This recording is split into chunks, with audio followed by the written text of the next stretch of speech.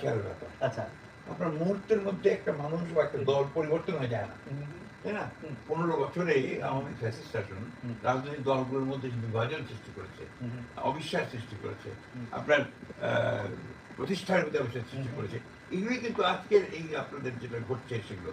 আবার এর মধ্যে আপনাদের অনেক কিছু এসছে বিভিন্ন বাইরে থেকে, বিভিন্ন মিডিয়া দিয়েই আপনার একটা প্রচারণা, নেগেটিভ প্রচারণা চলে। রাইট। হ্যাঁ, নেগেটিভ প্রচারণাটা মারাত্মক ব্যাপার, যেটা আপনি আগেও বলছিলেন। এবং যে কোনো কারণেই হোক আমাদের শত্রুরা তারা বাংলাদেশকে অস্থির অবস্থার মধ্যে রাখতে চেয়েছে। এখন যে প্রবণতাটা এটা ঘটে যাবে, সেটা এনআরকি তৈরি করা, মব ভায়োলেন্স, আপনার বিরুদ্ধে আক্রমণ করো, ওর বাড়ি ভেঙে দাও, ওর ফ্যাক্টরি পুড়িয়ে দাও, এইটা আপনার ভয়ঙ্কর ব্যাপার। এই জিনিসগুলো কিন্তু আগে ছিল না। এটা আপনার এইবারের পরে আমি দেখতে পাচ্ছি যে খুব পরিকল্পিতভাবে কোন একটা পক্ষ থেকে এই কাজগুলো করানো। কোন পক্ষ থেকে এটা মনে হতে পারে যে এটা মানে? এটা আমাকে একটা এই মুহূর্তে আমি নাম বলতে পারবো না, কিন্তু যারা বাংলাদেশের স্থায়িত্বতে বিশ্বাস করে না, স্থিতিশীলতাতে বিশ্বাস করে না, যারা বাংলাদেশ একটা নিজের পায়ে নিজের দাঁড়াক শক্ত করে সেটা চায় না, তারা এই অস্থিরতা সৃষ্টি করতে চায়।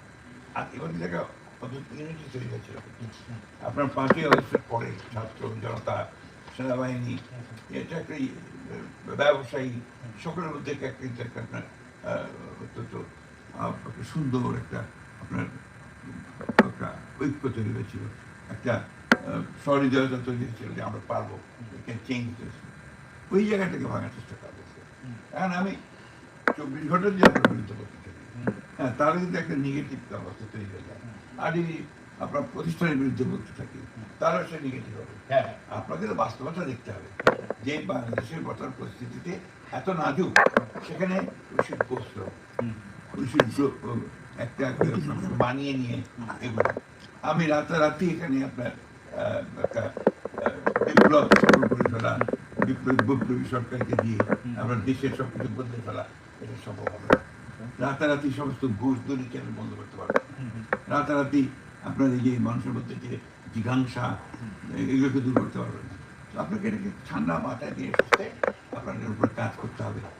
আমি একটু পেছন থেকে আসি আপনার কথা, যে সেটার মধ্যে হচ্ছে যে আমরা কিন্তু আপনাকে এরকমই দেখি, আশাবাদী মানুষ, আপনি ইতিবাচক চিন্তা ভাবনা করতে ভালোবাসেন, কিন্তু ঘটনা হচ্ছে যে আমরা এই সময়ে দলগুলোর কথা আমি আবারও বলি, যে যেমন ধরা যাক আমরা দেখলাম যে এনসিপি বলেছে যে তারা আসলে এই না হলে নির্বাচন করতে দেবে না, জামায়াত ইসলাম বলেছেন যে এই না হলে তারা নির্বাচন করতে দিবে না। মানে আপনারা বাদে, মানে বিএনপি বাদে বাকি দুই দল নির্বাচনটা একটু যদি কিন্তু আছে, শর্তাধীন আছে, এবং সেটা নিয়ে তো লাগবে, এটা পলিটিক্যাল পার্টি টাইপ।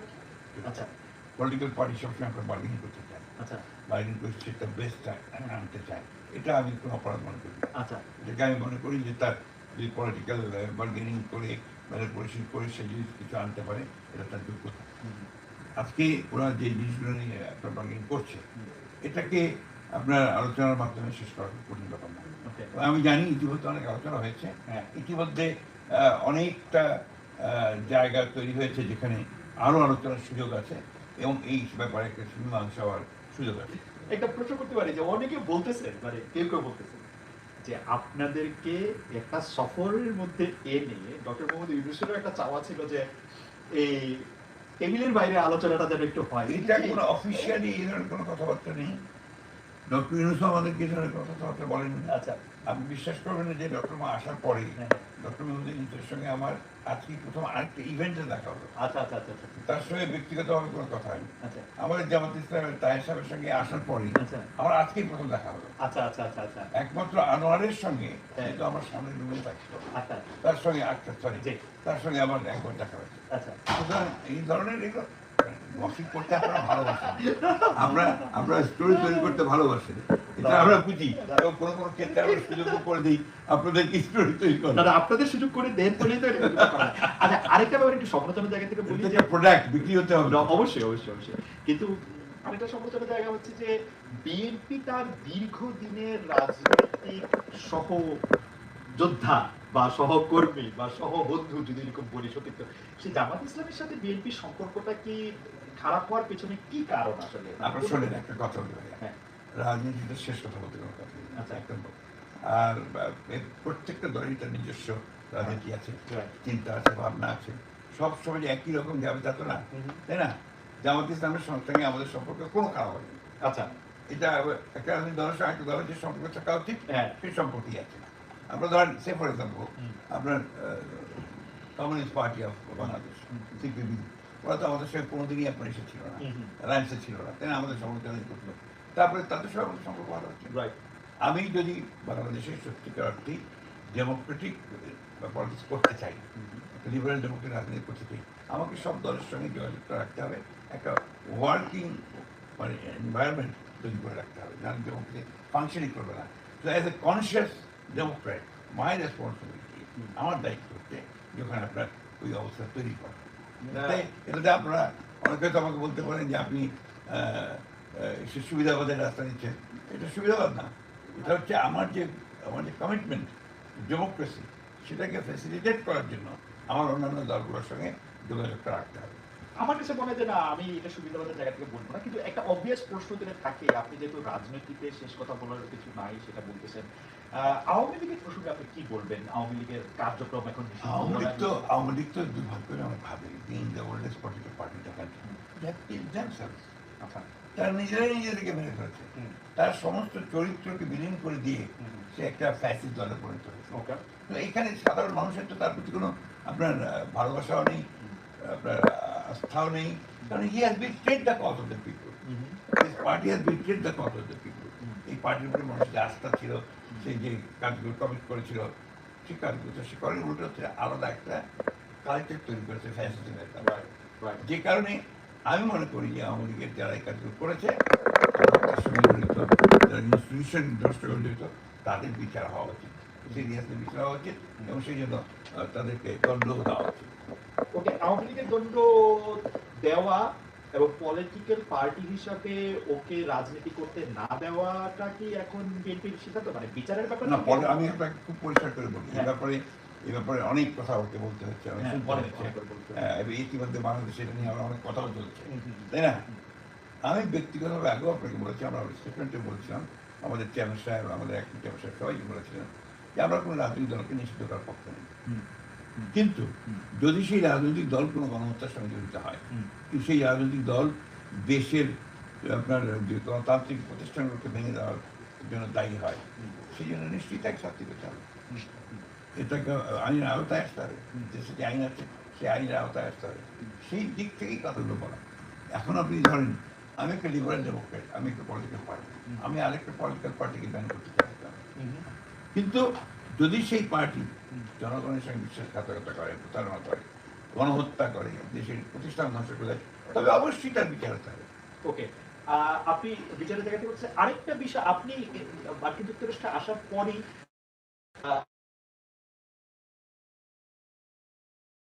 আমার মানে একটি পত্রিকা, যেটি পশ্চিমবঙ্গের একটি পত্রিকা আপনাকে মিস কোট করেছে, যেটি আবার বিএনপি পক্ষ থেকে এটা আসলে কি, মানে এটা যদি আমাদের ব্যাপারটা একটু বলি ভাই, এখানে নীতিগত প্রশ্ন আছে।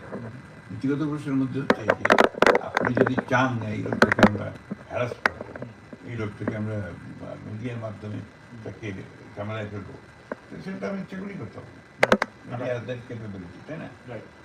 এখানে আমার সঙ্গে তো সেই ধরনের কথাই কারো হয়নি, আমি পড়েছি, হ্যাঁ, আমার কোনো কথাই হয়নি। আর আমি তো কয়েকদিন আগেই বলেছি যে আমেরিকার তার কাজের জন্য গণহত্যার জন্য বিচার হবে, কয়েকদিন আগে, কিছুদিন আগেই বলেছি। আমি আপনার জাতীয় পার্টির বলেছি যে জাতীয় পার্টির যদি কোনো অপরাধের সঙ্গে জড়িত তার বিচার হবে, জাতীয়কে ব্যান করে দেবো, এই কথা আমি কখনো বলিনি। আমি আপনাকে মানে শেষ প্রসঙ্গ বা শেষ প্রশ্ন আগেও দুই একটা উপশেষ প্রশ্নের জায়গা থেকে একটু আমি বলি যে বিএনপি, আমাকে এই প্রশ্ন আমি অনেক জায়গায় শুনছি যে বিএনপি বাংলাদেশের শেষ ক্ষমতায় ছিল 2006 সালে, তো বিএনপি 2006 সালের পরে বিএনপি কি রাজনৈতিক দর্শনে কোনো পরিবর্তন হয়েছে? বিএনপি কি অন্যরকম একটি রাজনৈতিক দল হিসেবে আত্মপ্রকাশ করছে? কারণ আপনার রাজনৈতিক দর্শনটা কি ছিল সেটাকে বলেন। বিএনপি রাজনৈতিক দর্শনের মধ্যে আমরা যদি রাজনৈতিক দর্শন হিসেবে বলি, আমরা জিয়াউর রহমান 19 দফা দেখেছি। 19 দফা দেয় শুধু না, আপনি বাংলাদেশ জাতীয়তাবাদ, 19 দফা, ফ্রি মার্কেট ইকোনমি, আপনার লিবারেল ডেমোক্রেসি, তাই তো? হ্যাঁ, এর প্রত্যেকটার মধ্যে আমরা আছি না, আসলে শক্ত করে আছি। এমন কিছু পরিবর্তন কোনো পরিবর্তন নেই। অনেকে বলে থাকেন যে আপনাদের রাজনৈতিক দর্শনে একটা বড় পরিবর্তন হয়েছে এই জায়গায় যে আপনারাই প্রথম 31 দফা দিয়ে ক্ষমতার বিকেন্দ্রীকরণ করতে চেয়েছেন, কিন্তু যখন আপনারা ক্ষমতায় ছিলেন তখন তো আপনারা ক্ষমতা বিকেন্দ্রীকরণ চান না না, তখন চেঞ্জ করে এখন করবো না, তা তো মনে হয় না। সেটা পরিবর্তন আমাদের সেটা পরিবর্তন না না, এগুলো অবশ্যই। আমি আপনাকে বলি, তখন যখন ক্ষমতায় ছিলাম হ্যাঁ, তখন বিকেন্দ্রীকরণ তো আমরাই করেছি ভাই। ওয়ান পার্টি সিস্টেম ছিল। আপনি এই কথা কেন বলেন আমি বুঝি না, যে আমরা ওয়ান পার্টি সিস্টেম একদলীয় সরকার করেছে আমাদের, জি সেখান থেকে আমরা আপনার বিকেন্দ্রীকরণ করে মাল্টি পার্টি সিস্টেমে নিয়ে এসেছি। আমরা parliamentary presidential form of government থেকে হ্যাঁ। সেখান থেকে আমরা পার্লামেন্টারি ফর্মে নিয়ে এসেছি। It was the greatest reform, political reform committee. আপনার কাছে কোনো পত্রিকা ছিল না, 4টা মাত্র পত্রিকা তো সরকারের দখলে ছিল, আমরা সেটাকে ওপেন করে দিয়েছি। এগুলো তো হচ্ছে মেজর ফান্ডামেন্টাল চেঞ্জেস। না, আমার কাছে মনে হয়, আমার মনে হয় আমি বলি, ঠিক আছে। আমার কাছে মনে হয় যে বিএনপির 31 দফা করে আমি যেটা বুঝছি, জাতীয় ঐক্যমত্য কমিশন এতদিন ধরে যে আলোচনা করে যে সংস্কার করতে চায় সেটা 2022 সালে বা 21 সালে প্রকাশ, কিন্তু বিএনপির এই পরিবর্তনের আকাঙ্ক্ষাটাকে তার অভিজ্ঞতা সত্ত্বেও মানে 2001 কেন নয়?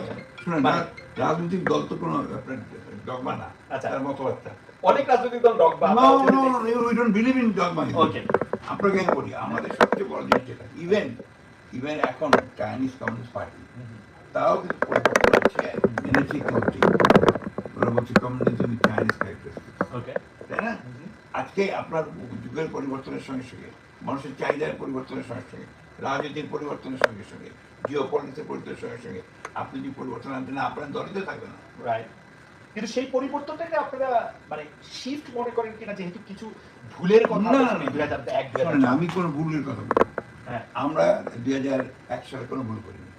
আমরা 2000 তার আগে হ্যাঁ, আপনার 91 থেকে ছেড়ে কোনো ভুল করিনি। আচ্ছা। আমরা তখনকার প্রয়োজন ছিল যেটা, সেটা করেছি। ওকে, আপনি দেখেছেন 3 দলীয় জোট করেছি আমরা, রাইট, 3 দলীয় জোট করে প্রেসিডেন্সিয়াল ফর্ম অফ গভর্নমেন্ট থেকে পার্লামেন্টারি ফর্মে গেছি, তাই না?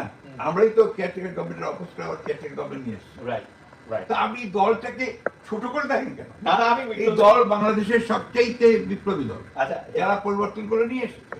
আমি এটা ছোট করে দেখি না, আমি তাহলে এইটা বলি যে আপনি এই প্রশ্নে জবাব আসলে দিয়েছেন, এই 1 বছর 1.5 বছর ধরে আপনি অসংখ্যবার দিয়েছেন, যখন আপনাকে বলা হয়েছে যে আপনারা তো আসলে 15 বছর ধরে আন্দোলন করে কিছু করতে পারেন নাই, অন্য ছাত্রদের আন্দোলনের ফলে বাংলাদেশ তার একটা পরিবর্তন হয়েছে, একটা রেজিম চেঞ্জ হয়েছে, আপনাদের দেশে আন্দোলনের ভাগ নাই। এটা আপনি বলবেন আমি জানি, আপনারা বলবেন যে আপনার আপনার এই কথাগুলো বাজারে যাবে না, because this interview is a product, right, ঠিক তো? এই ব্যাপারটা খুব পরিষ্কার। আমরা প্রথম থেকে সিন্স বিগিনিং, আমাদের ক্ষমতা আসার পর থেকে যখন সে আপনার এই স্বৈরাচারী ফ্যাসিবাদী কর্মকাণ্ড শুরু করেছে, আমরা এটা বিরোধিতা শুরু করেছি। যেদিন আপনার কেয়ারটেকার গভর্নমেন্ট বাতিল করেছে, ওই থেকে আমরা তার বিরুদ্ধে পুরোপুরি রেস্টোরেশন ডেমোক্রেসি আন্দোলনে হয়েছে। এই আন্দোলনে আমাদের 60 লক্ষ মানুষের বিরুদ্ধে মিথ্যা মামলা হয়েছে। আমার মতো মানুষ, আমি 11 বার জেলে গেছি, 11 বছর জেল খেটেন, তার আমার সবকে দেশ ছেড়ে বাইরে চলে যেতে হয়েছে, নির্বাসিত হতে হয়েছে, তাই না? 1700 মানুষ including Ilias Ahmed, our MP তাকে ফোর্স দিয়েছে, 20,000 লোককে নিহত করা হয়েছে।